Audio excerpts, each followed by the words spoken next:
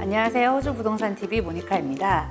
이번 영상은 지난 시간에 이어서 2021년 임대차 법률 개정안이 바뀐 거에 대해서 달라진 점이 있는지 이런 거를 확인해 보려고 영상을 준비해 봤습니다. 이번 영상은 임대차 계약 기간 중에 세입자의 권리와 책임에 대해서 일단은 먼저 시작을 해 볼게요. 이거는 예전하고 특별히 바뀐 건 없어요. 똑같이 부동산을 적절한 수준으로 청결을 유지하셔야 되고요.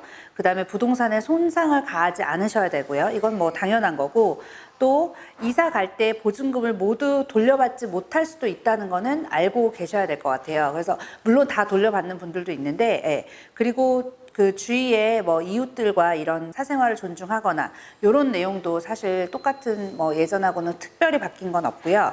이번에 변경된 법은요, 세입자 위주로 좀 된 것 같아요.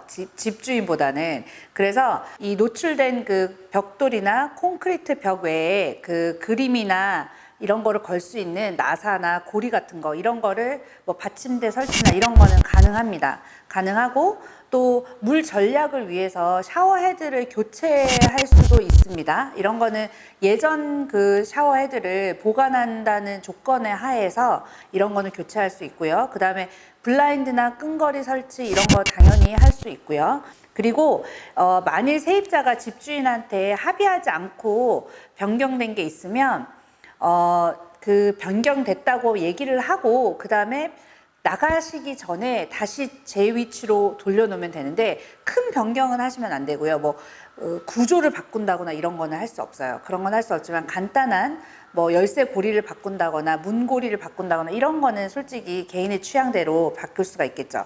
그리고 살면서 수리해야 되는 부분이 생길 수가 있잖아요. 이게 세입자의 잘못으로 인한 수리할 부분이 있을 수도 있지만, 집이 이제 살면서 노후돼서 수리해야 되는 부분이 있을 수 있는데, 수리를 두 가지로 나누자면 일반 수리가 있고 긴급한 수리가 있을 수 있어요. 그래서 일반 수리라면 뭐 식기세척기가 고장났다, 오븐이 고장났다, 뭐 이런 거는 그냥 일반 수리라고 할 수가 있고, 긴급한 수리는 뭐 화장실 물이 샌다거나 누수가 있다거나 그래서 굉장히 위험한 상황이 있을 수가 있는 그런 수리를 말할 수 있는데요. 긴급한 수리로 봤을 때 일단 급하잖아요.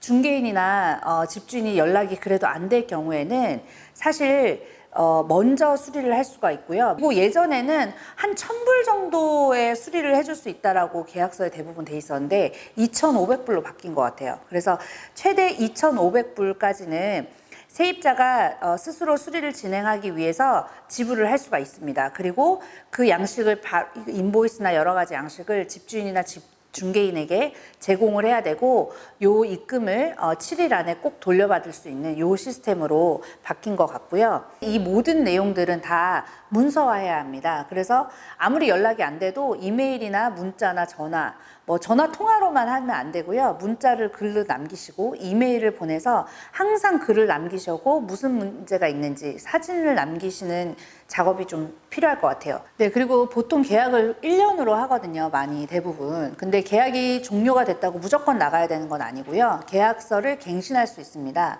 그래서 이런 법들은 크게 바뀐 건 없는 것 같아요. 다 똑같은 것 같고, 계약 갱신을 하겠다, 뭐 다시 1년을 하겠다, 6개월을 하겠다, 아니면 매달 이어가겠다, 이런 조건은 에이전트하고 상의를 해서 하시면 될 것 같고요. 계약서 만료 이유가 여러 가지가 있을 수가 있는데요. 일단은 원래 계약이 1년이었는데 1년이 만료됐을 경우, 당연한 거겠죠.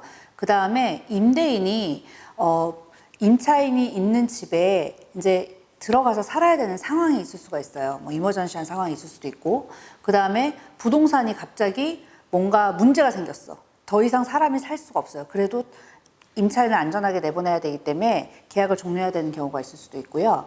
그 다음에 세입자가 월세를 안 내요.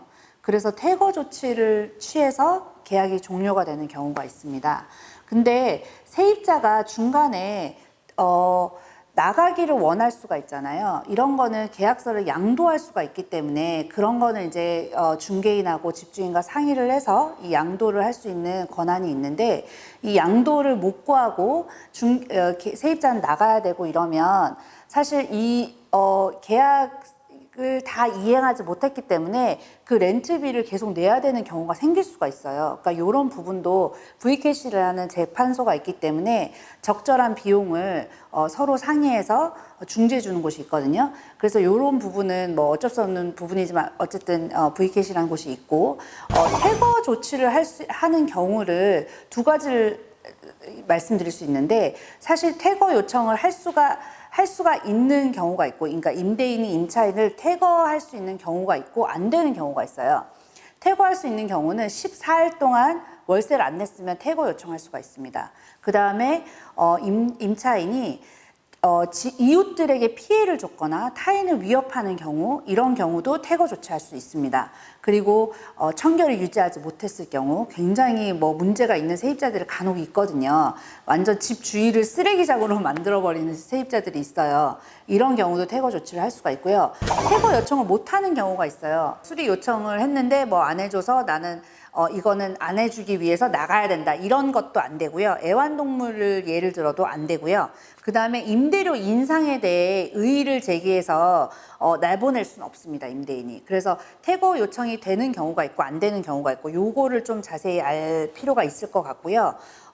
계약서가 종료를 하면 보증금 돌려받는 거 RTBA라는 기관에다가 돌려받는데, 이 돌려받는 것도 사실은 예전하고는 다르게 임대인의 권한이 되게 컸거든요. 그래서 중개인들이 청소 비용이나 여러 가지 이유로 보증금을 많이 안 돌려준 경우가 많았어요. 근데 지금은 법이 좀 바뀌어서 불이익을 당하는 경우는 도와주는 그 기관들이 있어요. 그래서 세입자가 안전하게 보증금을 돌려받을 수 있도록 기관에 요청을 할 수가 있고, 마음에 들지 않는 경우, 동의하지 않는 경우는 신고를 할 수가 있습니다. 그래서 V캐스에 재판을 요청할 수가 있는데, 대부분은 근데 잘 상의해서 넘어가거든요. 근데 그럴 수 있기 때문에 이건 세입자의 권리이기 때문에 알고 있으면 좋을 것 같고요.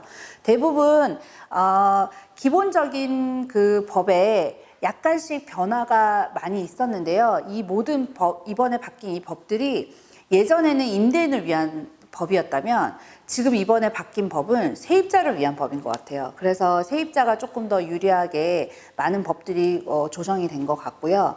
네, 임대차 계약서에 가장 기억해야 되는 가장 중요한 것들은 이런 것 같아요. 일단은 뭔지 이해가 안 되시면요, 절대 사인을 하시면 안 됩니다. 이해를 하시고 동의를 하시면 꼭 사인을 하시고요. 그리고 비공식적인 것 같은 서류나 내용이 전혀 기재되어 있지 않는 양식에는 또 사인을 하시면 안 돼요. 그래서 이거는 꼭 기억을 하셔야 될 것 같고요. 그리고 서명을 하시는 모든 서류는 잘 보관하셔야 됩니다. 이거는 계약 도중에 끝까지, 계약 끝나서 나가기 직전까지 꼭 필요하거든요. 사실 사인한 서류들은 나갈 때 가장 필요하기 때문에 1년이면 1년, 뭐 계약 기간 동안에는 꼭 가지고 계셔야 되고요. 그 다음에 임대인과 중개인 그 주고받은 모든 내용, 이메일, 문서 이런 거는 다 사본을 보관하시는 게 좋아요. 나중에 나가실 때 굉장히 골치 아픈 일이 생길 수가 있거든요. 그리고 뭐든지 지불을 해야 될 때마다 영수증을 항상 요구하셔야 됩니다. 에이전트가 잘 하긴 하는데요. 그래도 모든 영수증은 항상 요청을 하시면 되고요. 그 다음에 모든 그 보증금 영수증이나 기타 임대료 영수증, 수리에 관한 모든 영수증은 꼭 안전한 장소에 잘 보관을 하셔야 됩니다. 이게 나가실 때 진짜 중요한 자료가 되고 사람은 다 기억을 잊어버리시거든요. 그러니까 꼭 이런 부분이 가장 중요한 것 같고요. 사실 이 모든 자세한 내용은 컨슈머 어페어 빅토리아라는 사이트가 있어요. 사이트 주소 나가죠. 이 사이트에 자세하게 한국어로 지원이 되고요. 그 다음에 전화 통화를 하시면 통역이 항상 도와줍니다. 그래서 번호가 131450이거든요. 그래서 한국어 통역이 항상 있기 때문에 전화로 문의를 하셔도 되고 이 사이트에서 정보를 많이 받을 수 있습니다. 이번 영상이 임대인과 임차인들한테 도움이 되셨으면 좋겠습니다. 감사합니다.